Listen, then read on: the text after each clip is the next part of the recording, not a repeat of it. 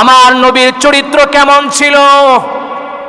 নবীজি যখন দুনিয়া থেকে চলে গেল, একদল মুসলমান আম্মাজান আয়েশা রাদিয়াল্লাহু তাআলা আনহার কাছে এসে বললেন, ও আম্মাজান, আপনি আমাদের নবীজির চরিত্র সম্পর্কে একটু বলেন, শুনি কেমন।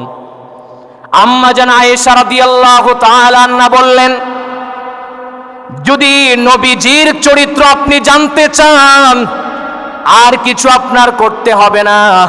কোরআনের সূরাতুল ফাতিহা থেকে নিয়ে সূরাতুন নাস পর্যন্ত এর ভিতরে যা আছে, আমার নবী আমার স্বামীর ভিতরে তাই ছিল। সুবহানাল্লাহ।